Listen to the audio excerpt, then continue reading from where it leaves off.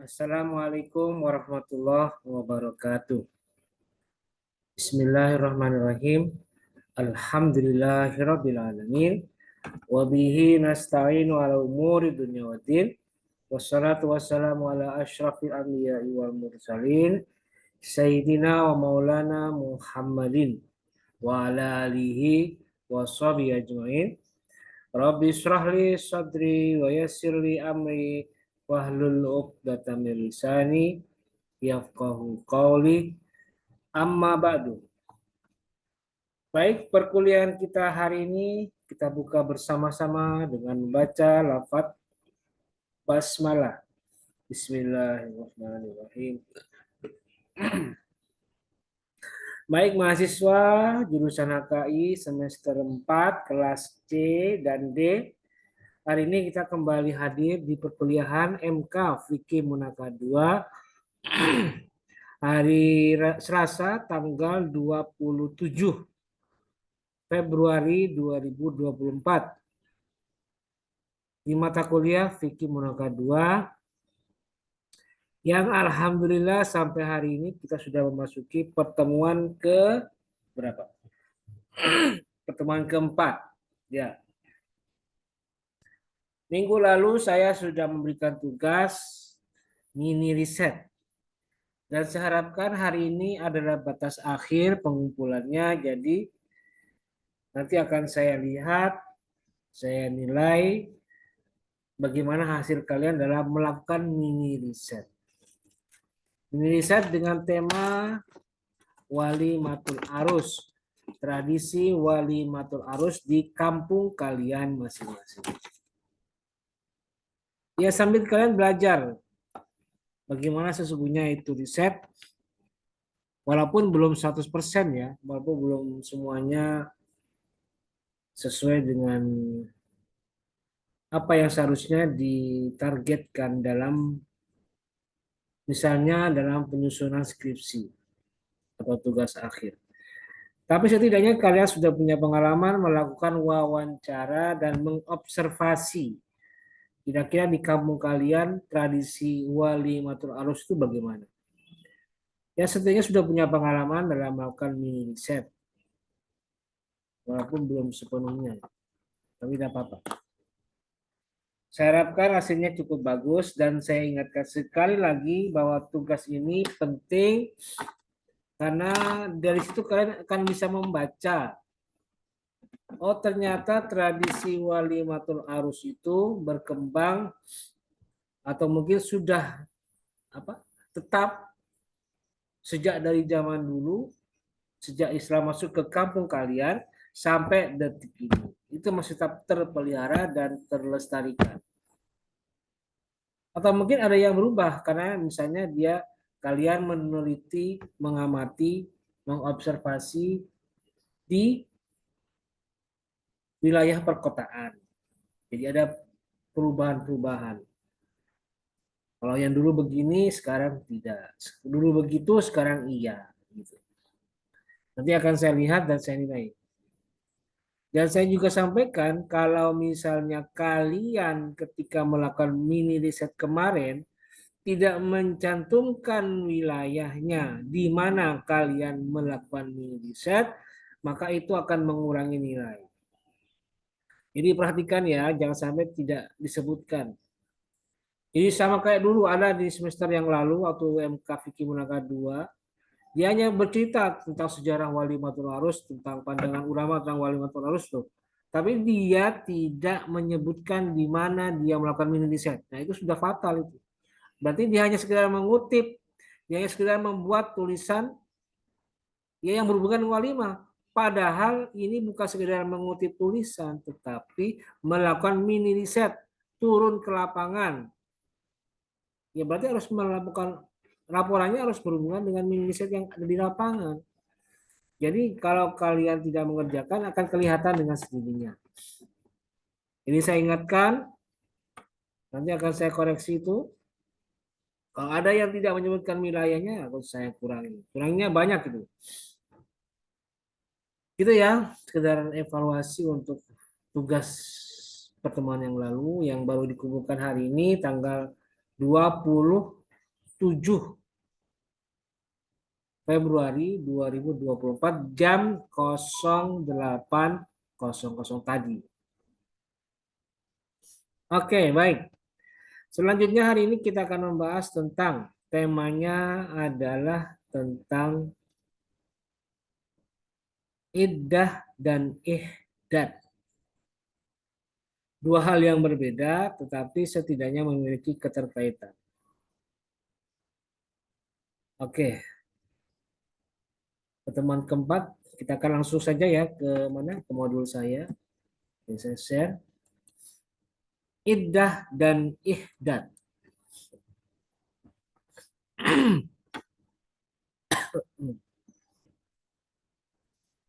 Belum muncul?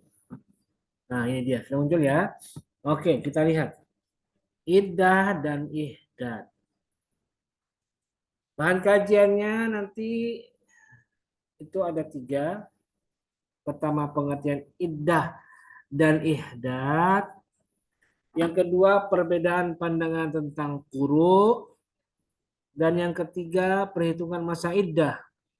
Iddah hamil, iddah wafat, iddah talak, dan iddah perempuan tanpa haid. Oke, kita langsung ke pengertiannya. Apa itu pengertian iddah? Iddah secara bahasa, secara lughatan adalah hitungan. Iddatun. Iddatun adadun. Itu jamaknya. Adadun. Iddatun adadun. Atau istilahnya hitungan. Pengertiannya hitungan. Kenapa kok dihitung? Ya karena ada hitungannya di situ. Masa iddah, masa berhitung. Masa hitungnya biasanya bulanan. Sedangkan secara bahasa, secara istilah, iddah adalah masa menunggu yang dijalani oleh seorang perempuan untuk mengetahui apakah rahimnya atau istilahnya uterusnya itu sudah bersih dari jejak-jejak suami sebelumnya. Jejak-jejak baik jejak DNA maupun jejak-jejak fisik dari mantan suaminya. Dengan tujuan agar untuk bisa beribadah, tujuan menjalani masa menunggu itu, atau untuk menjalani masa duka atas kepergian suami. Jadi iddah itu berarti dikaitkan dengan saat si istri tadi bercerai dengan suami atau suaminya telah meninggal dunia. Dan Islam menerapkan konsep iddah untuk memberi kesempatan kepada perempuan untuk membersihkan jejak-jejak DNA, jejak-jejak genetik, atau jejak-jejak fisik dari mantan suami sebelumnya. Ya, jejak itu diciptakan ya karena suami istri itu berhubungan seksual dan itu meninggalkan jejak. Nah, iddah diterapkan untuk menghilangkan jejak-jejak itu. Itu pengertian iddah secara istilah. Nah, sekarang dalil hukumnya. Bagaimana Islam memandang mengenai konsep iddah ini. Nah, di Al-Quran, di situ banyak diceritakan tentang aturan-aturan mengenai iddah. Dan iddah ini ternyata merupakan satu perintah Allah yang secara sharih ada ketentuannya dalam Al-Quran. Jadi iddah adalah salah satu ajaran Islam yang secara jelas, secara sharih dinyatakan dalam Al-Quran. Jadi artinya penerapan iddah itu mutlak harus dilakukan karena ada perintahnya di dalam Al-Quran. Nah, dalam dalilnya itu orang lain ada di dalam Al-Quran surat Al-Baqarah ayat 228. Wal mutallaqatu yatarabbasna bi anfusihinna salasata quru. Jadi wanita yang ditalak maka diterapkan 3 kali quru. Ada aturannya. Kemudian di ayat yang lain disebutkan Walladzina yutawaffawna minkum wa yadharuna azwajan yatarabbasna bi anfusihinna arba'ata asyhurin wa asyran. Kalau laki-lakinya meninggal, maka aturannya iddahnya 4 bulan 10 hari. Jadi ada aturan yang berhubungan dengan batas waktu bulan, ada juga yang berhubungan dengan masa puru. Diatur dalam Al-Quran.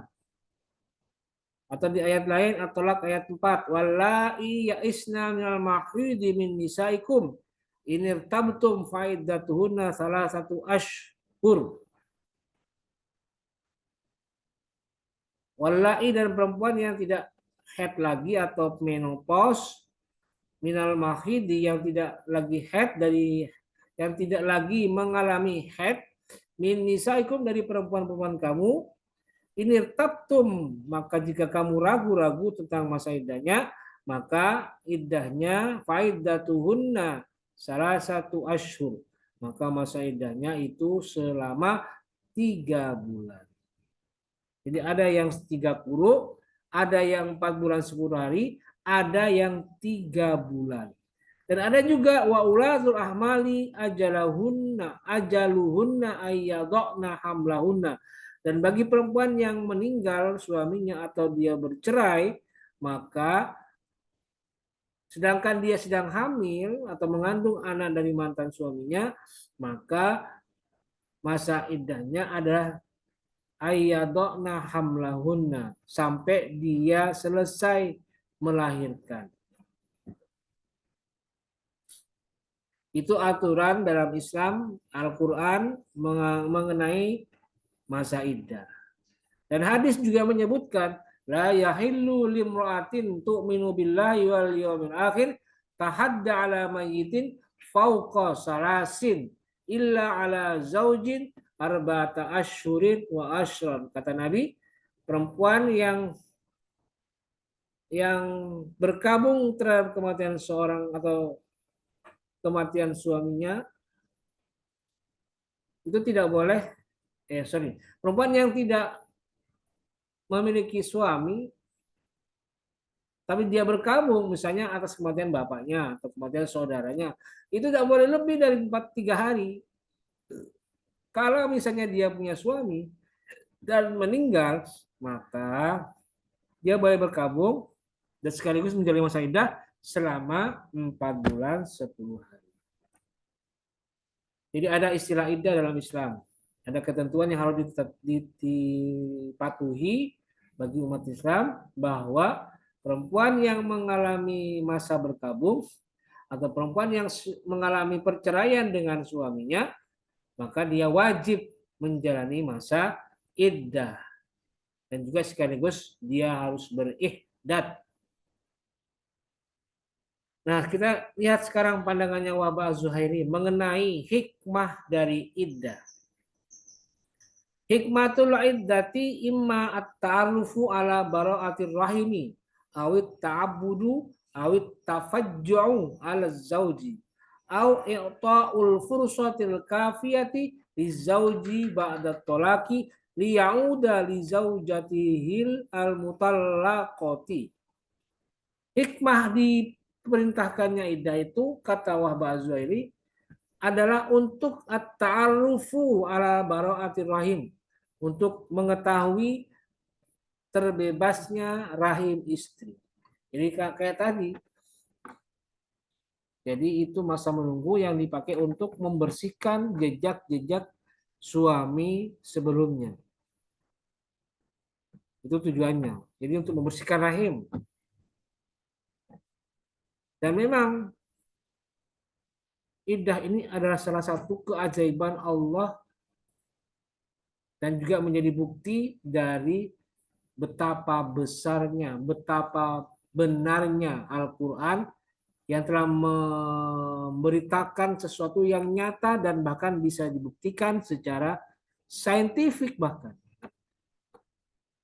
Karena pernah diketahui ya bahwa dulu kalau tidak salah pernah ada seorang profesor genetik dari Israel yang secara khusus meneliti adanya kecenderungan keteraturan genetik di kalangan komunitas Islam dan satunya lagi di kalangan komunitas non-Islam. Dia teliti dua hal ini, dua kelompok ini, dua komunitas ini. Dia teliti yang ada di non-Muslim dan dia teliti apakah kedua komunitas ini memiliki keteraturan genetik dari leluhurnya sampai sekarang. Ada nggak keteraturan? Dan setelah dia teliti, ternyata dia temukan hal yang luar biasa. Apa itu? Wah, ternyata ketika dia meneliti komunitas Muslim, dia melihat ternyata komunitas Muslim sangat rapi genetiknya dari atas sampai ke bawah. Rapi gimana? Ya mereka benar-benar serius menjaga nasabnya. Gimana tidak serius? Karena mereka sudah menerapkan ajaran Al-Quran dengan baik dan benar, terutama dalam kaitan penerapan konsep iddah. Ternyata iddah itu membuat keteraturan genetik dalam komunitas Islam itu sangat rapi. Dan memang kalau suami istri itu berhubungan seksual, kalau mereka benar-benar suami istri, maka jalur genetiknya sama. Nah, ketika dia meneliti komunitas non-muslim, dia melihat kekacauan genetik yang ada di kelompok itu. Nah, dia melihat, oh ternyata si A yang merupakan anak B, dia mewarisi genetik yang bukan cuma dari B, tapi bisa jadi dari tempat lain. Ya karena ternyata tidak diatur secara ketat bahwa mereka boleh berhubungan dengan orang lain. Tidak ada aturan bahwa zina itu dilarang. Tidak ada aturan bahwa kalau seorang suami menceraikan istrinya, maka istrinya wajib menjalani masa iddah. Tidak ada. Mereka bebas saja kemana-mana saja. Dan itu berakibat genetik keturunannya menjadi kacau. Tapi di Islam, komunitas Islam yang taat menjalankan syariat Islam, itu luar biasa rapi. Atas dasar inilah setelah sang profesor itu meneliti konsep genetik atau garis genetik dari kelompok Muslim dan dia sangat mengapresiasi ajaran Islam tentang konsep iddah, maka dia akhirnya memutuskan untuk memeluk Islam. Kenapa? Dia terpesona dengan kebiasaan umat Islam yang menerapkan ajaran Al-Quran tentang iddah. Dan iddah ini sangat menjaga betul dia berasal dari mana dan dia akan melahirkan siapa. Karena rapi sekali keturunannya. Jaringan genetiknya sangat rapi. Itu hikmah kenapa iddah itu diwajibkan dalam Islam dan wajib dijaga betul. Supaya apa? Supaya rahim istri bebas dari intervensi atau bekas-bekas dari mantan suami sebelumnya. Dan memang ada penelitian yang mengatakan kalau suami berhubungan seksual dengan istrinya, dia sisakan jejak di dalam rahim istrinya, itu paling tidak bertahan sekitar 3 sampai 4 bulan. Setelah itu hilang jejaknya. Jadi kalau si istri mau menikah lagi dengan si laki-laki lain, setelah 4 bulan atau setelah 3 bulan, jejak itu hilang dan akan ditanami oleh jejak baru. Dan tidak masalah. Makanya tidak kacau genetik dari anak yang dilahirkan. Itu yang pertama, untuk mengetahui bebasnya rahim istri. Dan yang kedua yang pasti adalah at-tabut untuk niat beribadah. Jadi kalau ditanya, kenapa kamu kok menjaga konsep iddah? Ya kita beribadah saja kepada Allah. Kita taat kepada Allah. Kita ikuti aturan dari Allah. Dan tidak mau menentang perintah Allah. Itu saja, ta'bud.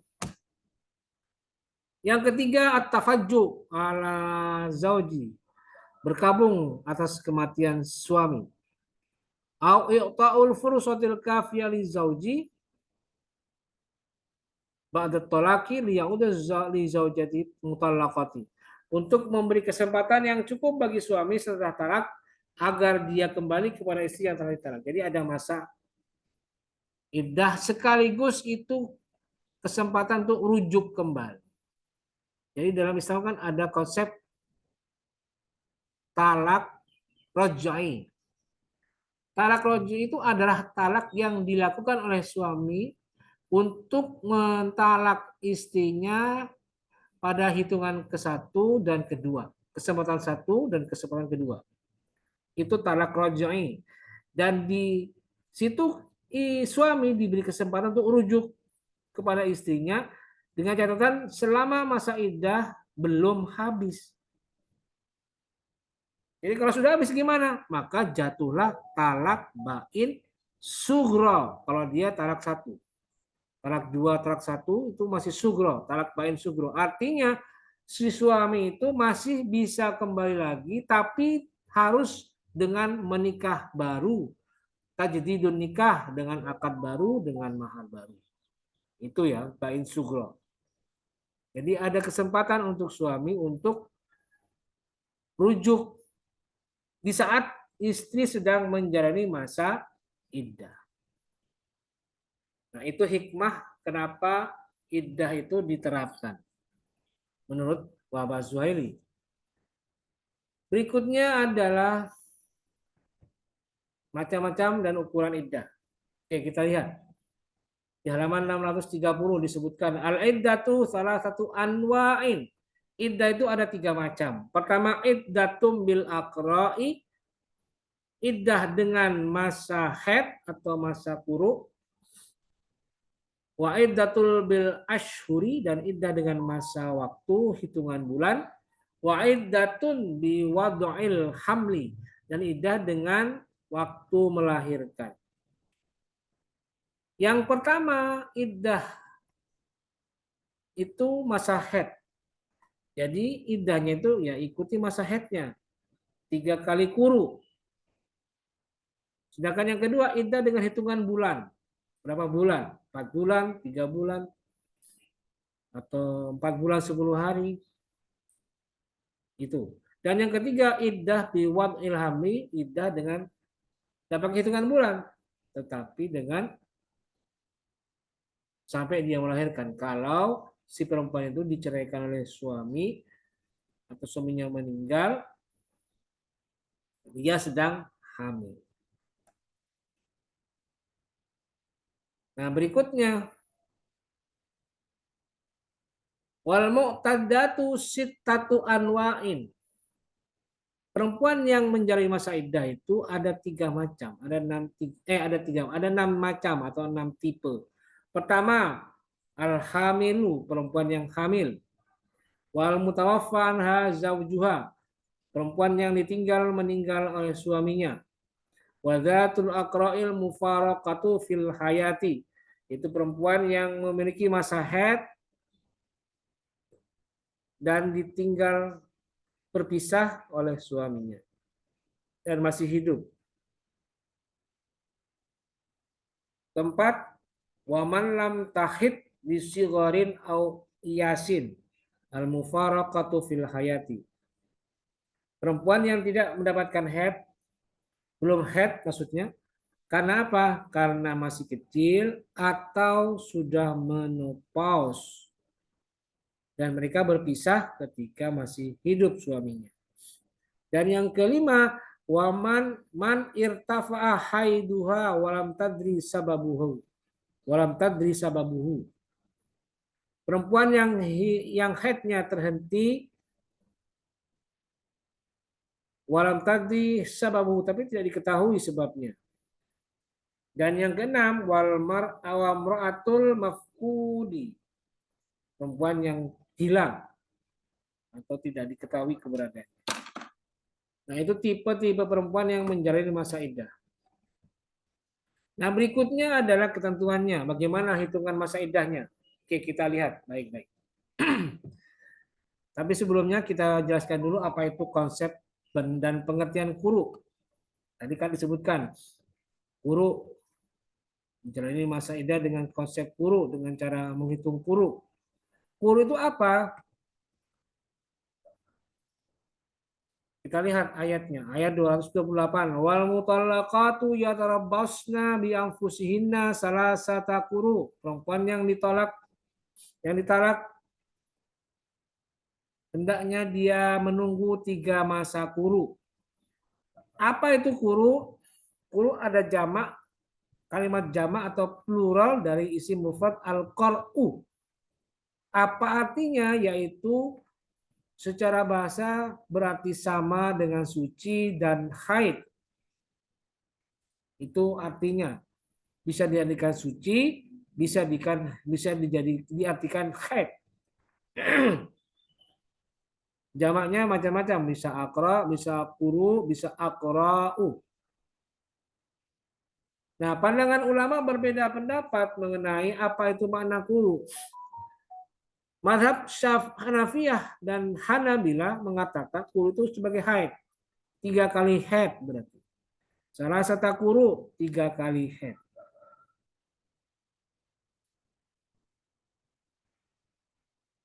Sedangkan Syafi'iyah dan Malikiyah mengatakan kuru itu sebagai suci, diartikan suci. Dan ini yang lebih kuat. Karena apa? Karena situ kan salah satu kuru, kalimat salah sata itu kan berarti jamaknya, berarti itu artinya mu'annas. Nah, kita tahu ya dalam ilmu nahu disebutkan bahwa konsep adat ma'dud itu biasanya selang-seling.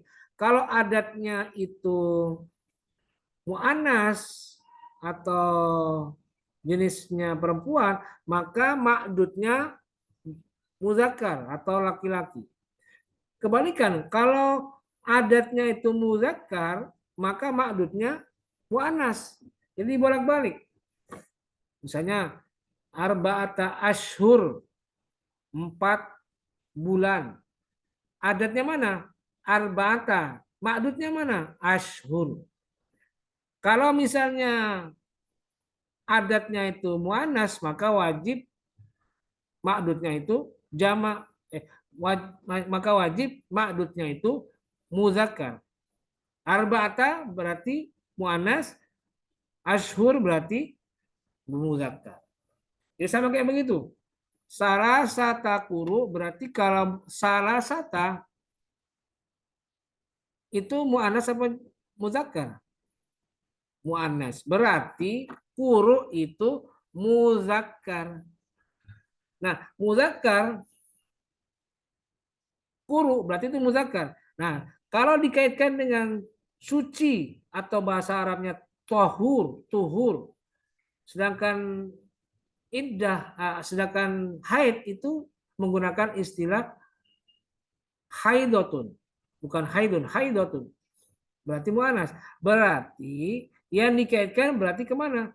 Ke tohur. Karena apa?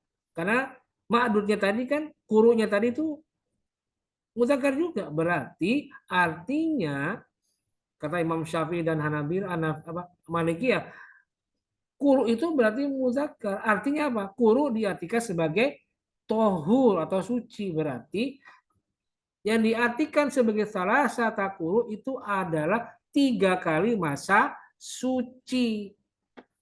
Berarti kalau perempuan yang sedang menjalani masa idah dengan mengikuti aturan salah satu kuru, berarti dia harus menjalani dulu masa idahnya dengan cara menghitung 3 kali kuru. Misalnya dia dicerai di bulan Februari. Suci. Karena kan perempuan tidak boleh ditalak suami dalam keadaan sedang haid. Maka dia menjalani masa suci dulu, itu dihitung 1 ya. 1, terus dia haid lagi akhir Februari. Akhir Februari itu sampai awal Maret. Itu 1. Dia haid. Nanti di pertengahan Maret dia suci. Nah, dia menjalani lagi masa suci, itu sudah yang kedua kalinya. Kemudian nanti haid lagi di awal April. Dia sudah memasuki masa haid kedua. Nah, baru nanti masa haid ketiga, masa suci ketiga di akhir April dia suci, berarti dia sudah masuk ke masa suci yang ketiga. 3 kali suci. Nah, berarti setelah selesai masa suci itu dan haid lagi, baru dia sudah bebas dari iddahnya. Dia sudah selesai menjalani 3 kali masa suci. Jadi di akhir April dia sudah bisa menerima lamaran laki-laki lain. Gitu. Itu yang lebih kuat. Ini faidatul khilaf ya. Ini tidak terlalu. Silakan kalian baca sendiri saja. Berikutnya ketentuan iddah. Nah, sekarang kita jelaskan dulu ketentuan iddahnya. Yang pertama, cerai hidup qoblad dukhul.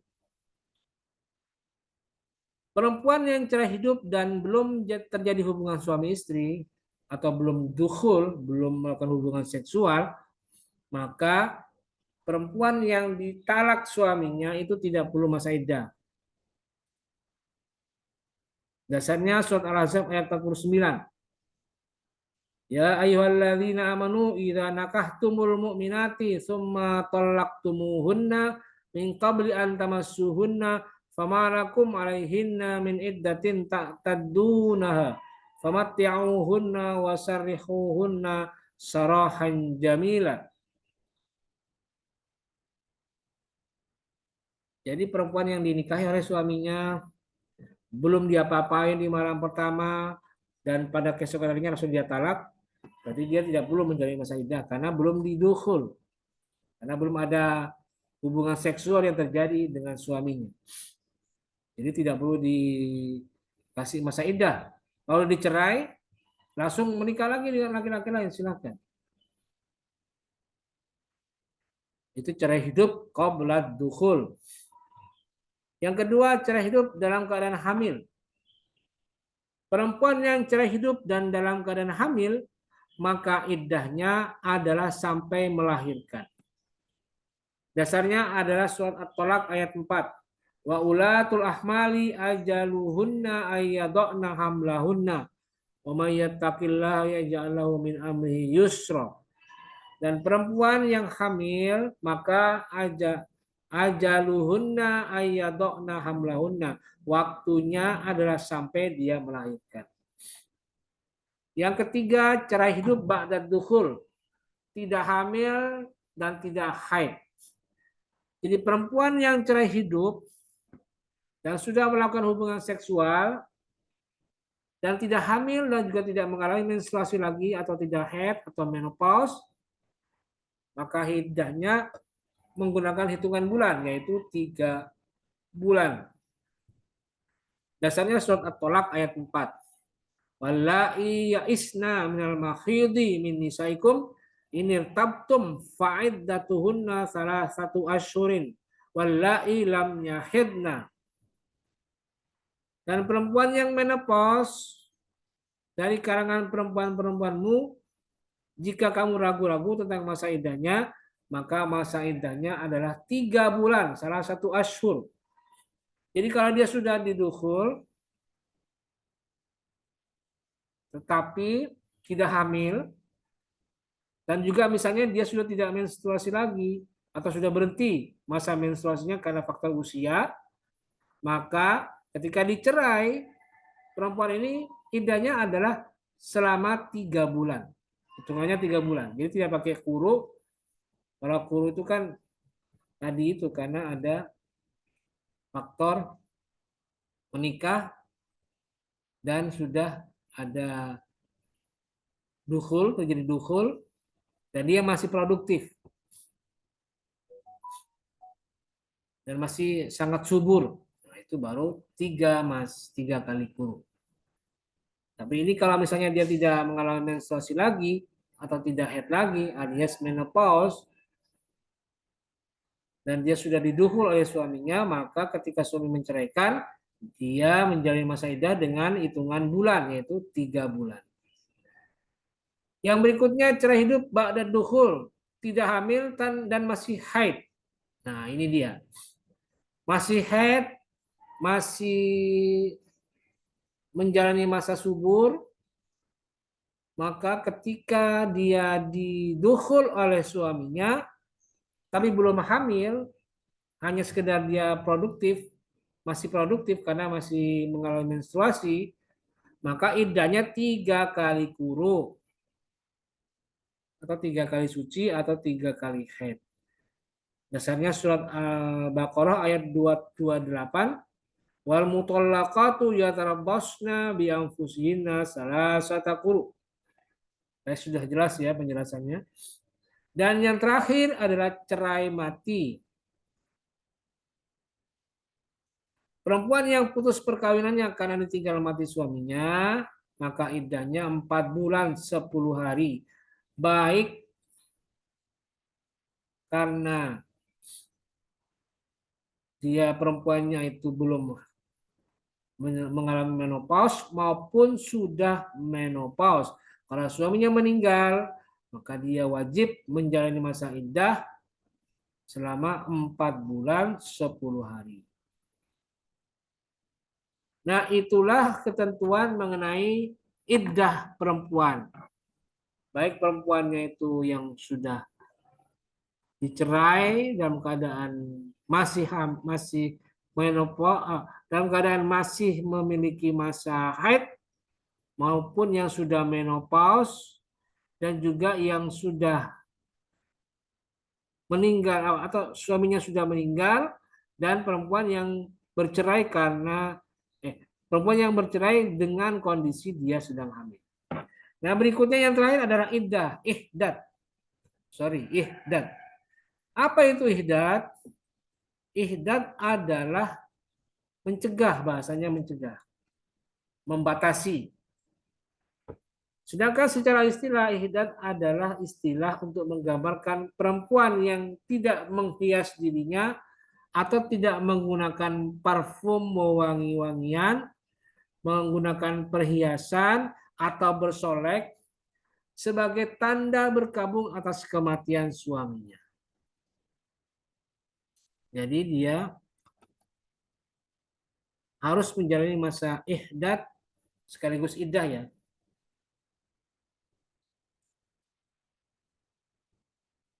Dasarnya adalah surat Talak ayat 1.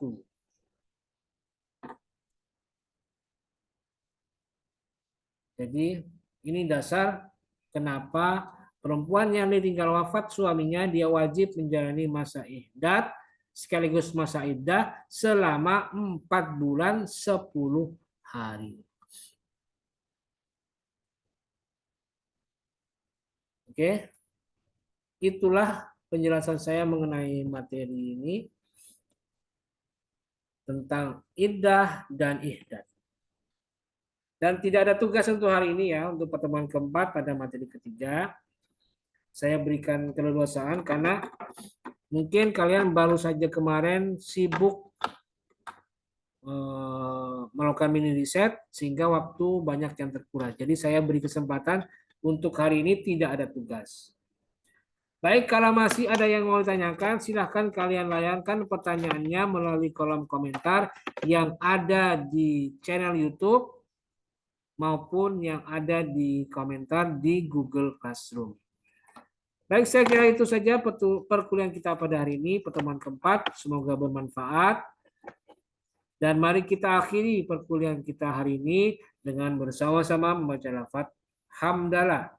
Alhamdulillahirabbil alamin. Terima kasih. Wallahul muwaffiq ila aqwamit thoriq. Wassalamualaikum warahmatullahi wabarakatuh.